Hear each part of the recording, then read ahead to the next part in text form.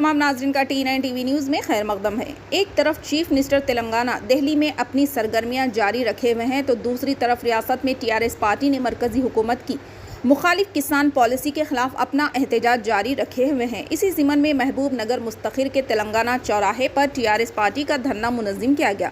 इस धरने में सदर ज़िले TRS पार्टी व रुकन असम्बली जड़चल्ला C लक्ष्मण रेड्डी, रियासती वजीर बराए आबकारी डॉक्टर V श्रीनिवास गौड़, रुकन पार्लियामेंट महबूब नगर मन्ने श्रीनिवास रेड्डी, रुकन असम्बली देवरा कदरा आला वेंकटेश्वर रेड्डी, सदर नशीं रियासती माइनॉरिटी फाइनेंस कॉरपोरेशन इम्तियाज़ इसाक, नायब सदर नशीं DCC बैंक वेंकटैया, सदर नशीं बल्दिया C नरसमुल के अलावा दीगर कायदीन ने शिरकत की।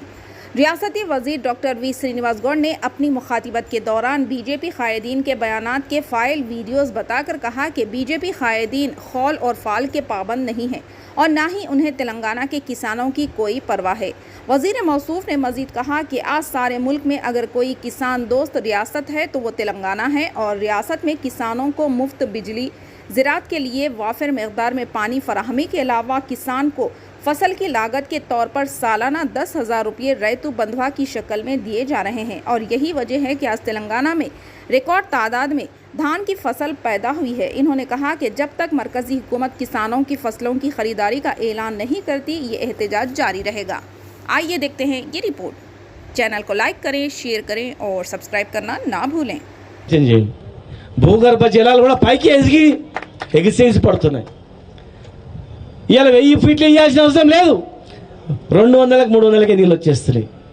గ్రౌండ్ వాటర్ పెరిగింది, కరెంట్ వచ్చింది, నదులు పొంగి పొరుతున్నాయి. ఏ వాగు చూసినా వాగు పొంటి మొత్తం చెక్ డ్యామ్లే. ఏ చెరువు చూసినా ఈ రోజుల్లో కూడా ఎండాకాలం కూడా చెరువు నిండా నీళ్ళే. నీళ్ళలో చేపలు పడుతున్నారు. గొర్రెలు మేపడానికి కూడా ఆదిలాబాద్ పోయేది, కానీ ఇవాళ ఆదిలాబాద్ ఎవడు ఓట్లేదు, ఇంటికాన్నే. ప్రతి వృత్తికి గౌరవం పెరిగింది. రైతు ఎప్పుడైతే గౌరవం పెరిగిందో, రైతు ఎప్పుడైతే బాగుపడ్డాడో అన్ని వృత్తులు పెరిగిపోయినాయి మొత్తం కూడా. ప్రతి ఊర్లో ప్రతి బ్యాంకు అకౌంట్లో చూస్తే ప్రతి రైతు అకౌంట్లో 50,000 లక్ష రూపాయలు లేనటువంటి అకౌంట్ ఏది ఉండదు. ఎందుకంటే 10 ఎకరాలు ఉంటే 1,00,000 రూపాయలు గవర్నమెంట్ వేస్తుంది. పంట పండిన తర్వాత మళ్ళీ 2-3 లక్షలు ఆయన్నే దాచిపెట్టుకుంటాడు. మళ్ళీ పంటకు మళ్ళీ పైసలు పడతాయి. అమ్మిన పైసలు కూడా వెనుకటికి అమ్మిన పైసలు 4 నెలలకో 3 నెలలకో ఇచ్చేది.